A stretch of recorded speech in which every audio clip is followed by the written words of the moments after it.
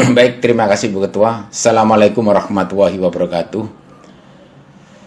Salam sejahtera untuk semuanya. Terima kasih Bu Menteri atas paparannya pada siang hari ini. Bagi kami pertemuan ini sungguh amat penting, karena tadi dari paparan yang Bu Menteri sampaikan bahwa Jakarta dan Bali adalah dua provinsi yang terdampak paling dalam. Khusus Bali memang begitu terasa hantamannya akibat musibah wabah COVID-19 ini. Oleh karena itu permohonan kami Bu Menteri tanpa panjang lebar, penyelamatan industri pariwisata Bali ini bagi kami menjadi sesuatu yang memang harus diutamakan. Dan oleh karena itu permohonan kami, industri pariwisata ini bisa ditopang kalau misalnya Bali ini di bailout industri pariwisatanya. Karena pertumbuhan sampai hari ini sangat negatif terdalam. Dalam triwulan pertama 2020 itu minus 1,14. Dan kalau sampai berlangsung seperti ini 2 sampai dengan 3 bulan ke depan itu maksimal bertahannya dan bisa tutup.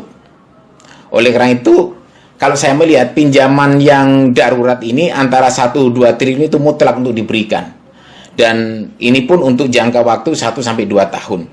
Kemudian yang kedua, dari jaring pengaman sosial tadi akibat COVID-19, bahwa di sini yang kami minta, karena di Bali ini ada spesial bahwa jaring pengaman sosial ini ternyata ditangani oleh desa adat yang jumlahnya di sini berbeda jauh jumlahnya dengan desa dinas. Desa dinas di sini hanya 685, sedangkan desa adat ada 1.493 desa adat.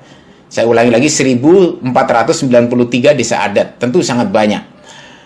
Dari sini tentu banyak masyarakat, terutama masyarakat muslim yang ber-KTP Bali pun banyak yang tidak dapat jaring pengaman sosial ini.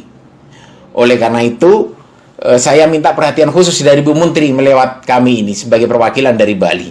Kemudian yang kedua, yang terdalam lagi dari sini semua juga mulai masyarakat Islam, madrasah, pondok pesantren, guru-guru ngaji, imam masjid.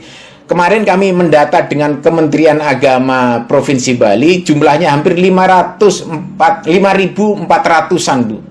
5.400-an yang terdampak, yang itu mereka adalah orang-orang yang selama ini karena masjidnya ditutup, tidak boleh melakukan ibadah, masjidnya tidak ada pemasukan, kas tidak ada, sehingga operasional tetap jalan, dan ini tinggal menunggu waktu.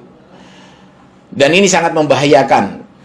Dan tentu yang lainnya adalah di samping pendidikan di madrasah-madrasah yang tadi sekarang sudah tidak operate, bahkan mohon maaf hari ini sudah ada beberapa sekolah yang mem-PHK guru maupun petugas kebersihan adalah madrasah-madrasah swasta, karena kemampuan bayar SPP orang tua siswa maksimal 30% di semua sekolah swasta.